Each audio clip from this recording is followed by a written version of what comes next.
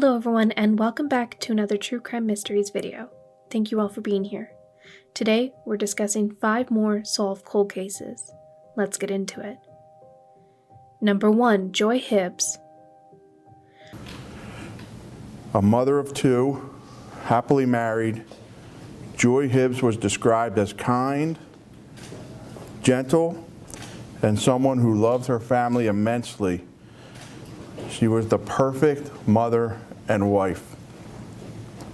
Her 12-year-old son came home that day on April 19th of 1991 from elementary school about 1:05 p.m.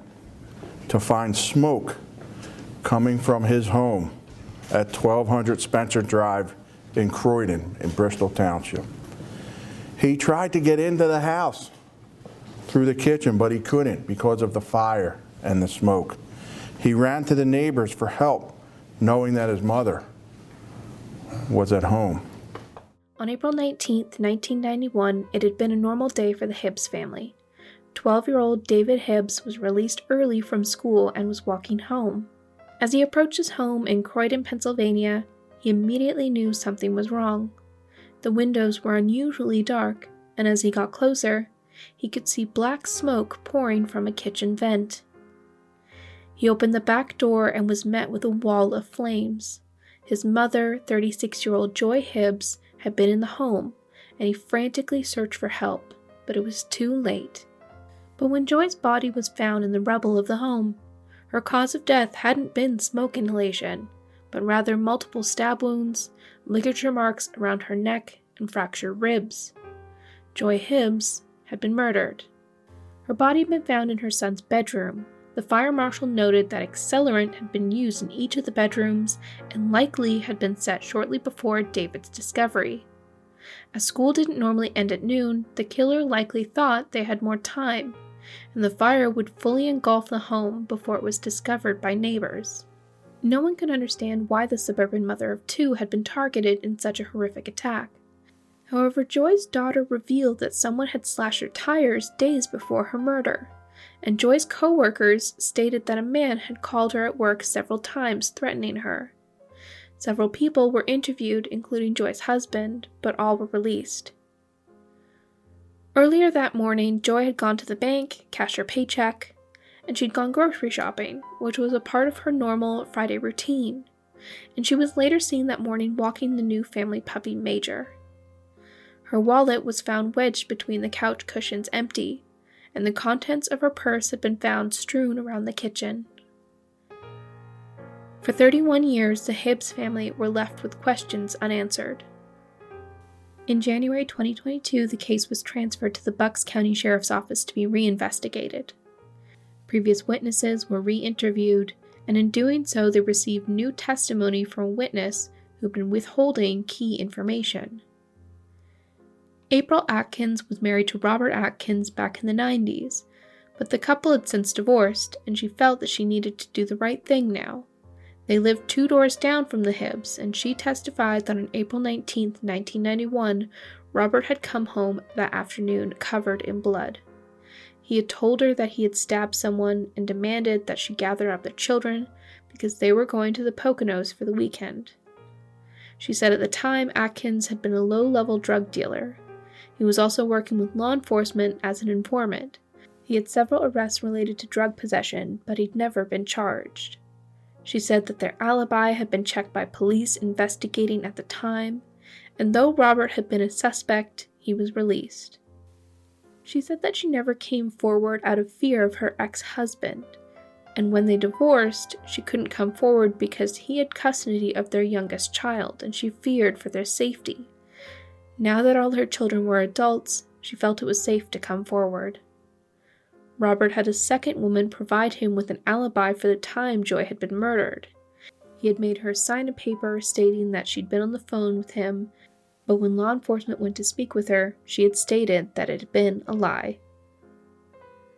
Through April Atkins, they attempted to get a confession from Robert. They had April call him and tell him that detectives had come to her home and interviewed her about their alibis. Robert told her during that call that she needed to invoke her Fifth Amendment rights and not say anything to them. He even said, The phone is probably being tapped right now.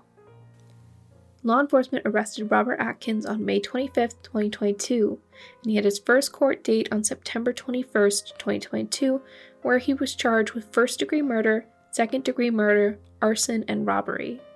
Robert Atkins has pleaded not guilty. This case appears to be going to trial. However, further court dates have not been set yet. Atkins, if convicted, faces life in prison or the death penalty. Number 2. Ann Pham. It was on January 21, 1982 in Seaside, California, when 5-year-old Ann Pham convinced her mother to allow her to walk to her afternoon kindergarten class alone.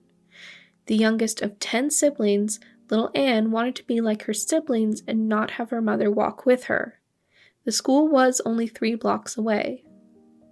With great hesitation, Ann's mother let her walk to school and watch from the window as Ann strode off. It should have only taken her a few minutes to get to school, but after Ann rounded the corner, something happened and she never made it to school. A massive search for the child was undertaken, and 2 days later, the body was found 2 miles away. She'd been strangled and assaulted. During the murder investigation, detectives at the time had little to go on.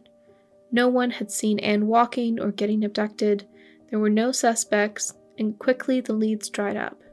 The case went cold and sat for 4 decades untouched. In 2020, the Montgomery County District Attorney opened a new cold case unit, and Ann's case was reopened. Detectives submitted all evidence for new advanced DNA testing, and they discovered a hair sample in Ann's clothing. In 2022, they had enough DNA to submit to the national database, and immediately got a hit from a previously convicted man currently in Washoe County Jail in Nevada on a parole violation. Robert Leno had previously served a 20-year sentence for lewdness with a minor and possession of inappropriate imagery of minors. Now 70 years old, Leno had been 29 when Ann was kidnapped. He had lived nearby the Pham family and had never been a suspect in the initial investigation. Before his arrest in 1998, he had been stationed at Fort Ord, a now closed Army base. Ann's body had been found in a wooded area near that base. He is currently awaiting extradition to California. He was charged with first-degree murder with special circumstances. He faces life in prison or potentially the death penalty. Ann's family hasn't made any statements to the media, but they are said to be processing this new information as they never believed they would have answers to Ann's murder. Number 3. Claire Gravel. It was a warm summer evening on June 29, 1986 in Salem, Massachusetts. Claire Gravel was celebrating with her softball team at Maglicia's Pub. The 20-year-old student was studying computer science at Salem State College. After a few drinks with friends, one of her friends dropped her off at her apartment around 1:30 a.m. After that, little is known about what happened to Claire. The following afternoon, a body was found in Beverly, Massachusetts, only a few miles from Salem. It was a young woman that had been severely beaten and strangled to death. The young woman was later identified as Claire. Law enforcement had little to work with. No one knew of anyone who had wanted to harm Claire. The friend that had dropped her off stated that they didn't see Claire go into her apartment as it was too dark, and stated that she might have been kidnapped on her way in. No one knew of her dating anyone or having any issues with a stalker. None of her neighbors heard anything suspicious or remembered seeing anything out of the ordinary, but many were asleep by that time. Eventually the case went cold, where it stayed for nearly 4 decades. In 2012, Claire's case was reopened by cold case detectives, and evidence from the initial investigation were retested for DNA. In 2022, the results of that retesting were made public when an Essex County grand jury indicted 62-year-old John Carey. Carey was already incarcerated at MCI Concord on a 2008 conviction for attempted murder. In 2007, Carey went over to a neighbor's house where Rosemary Diskin was home. Carey stated that he was meeting her husband for a drink, but when she revealed he wasn't home, Carey attacked her. He had brought a tie with him and attempted to strangle her with it. However, Carrie didn't know that her 12-year-old son was home at the time, and he attacked Carrie with a knife from the kitchen and stabbed him in the back, allowing the two to get away and seek help. Rosemary was certain that had her son not intervened, Carrie had intended to kill her. Carrie later revealed to law enforcement that he found asphyxiation erotic and claimed that the encounter was consensual, a claim that Rosemary stated was a way to re-victimize her by having the people around her think that she was having an affair with her neighbor. During the investigation, law enforcement discovered Carrie's computer, which was filled with images and video clips of women being strangled. Ultimately, a jury found Carrie guilty of attempted murder and he was sentenced to 20 years in prison. Carrie had been due for early release on good behavior. Rosemary had recently been alerted to his release and was grateful that this new indictment had prevented him from being let out of prison, as she had been scared that he would come after her again if he got out. More will be released on what evidence the state has against Carrie in regard to the murder of Claire Gravel, and it will be revealed in further court proceedings. At this time, there are no updates on when his next day in court will be. Claire Gravel's family, her father and siblings, said in a statement to the media that they are relieved and very, very grateful that a suspect has been identified after so many years. Number 4. Latrell Lindsay and Winifred Douglas. Well, after more than 40 years, a Fairfield man has been arrested in connection to at least 2 murders. Detectives say DNA evidence led them to 76-year-old James Gary. The first case happened in July of 1980. A woman was found strangled to death in Union City. Investigators determined she had also been sexually assaulted. DNA was found, but no matches were found. The second case, in March of 1996, a woman was found dead along Highway 780 in Vallejo. Investigators determined that she was strangled and had blunt force trauma to her head and neck. At the time, no suspects were identified, but in 2021, during a sex crime investigation in the North Bay, a DNA sample was found that matched the first 2 crimes. Detectives identified a possible suspect. A DNA sample from Gary matched all 3 crimes. He was arrested this week and booked into the Solano County Jail. In June 2022, an arrest was made closing 2 cold cases in California. 76-year-old James Ray Gary was identified in a sexual assault case in 2021. Evidence from that case had been submitted to the state's database and hit matches on 2 cold cases. The first was from the 1980 murder of Latrell Lindsay. Her body was found in her Union City home, and the main electrical line to the home had been cut, which is believed to be how the attacker gained entry.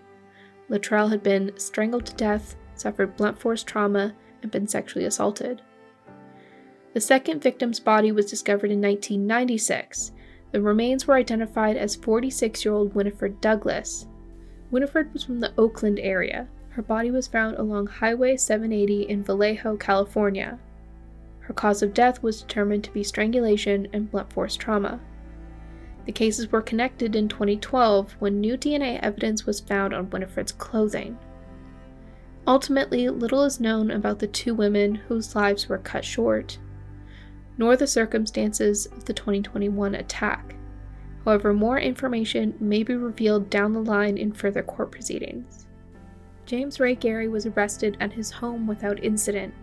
He was booked into the Solano County Jail on 2 charges of homicide. He's being held without bail while awaiting further court dates. If you like this content and what I do over here, please don't forget to subscribe and hit the bell notification so you don't miss my next upload. As always, if you give this video a like if you enjoyed the content, that would be much appreciated, as it is the easiest way to help the channel grow. We also have channel membership or Patreon if you want to get more behind the scenes content, as well as exclusive content or just to support the channel. In the description box of this video, you will also find links to all my socials to connect with me, as well as other goodies. But that is it for me. Thank you so much for being here. See you on the next one. Bye for now.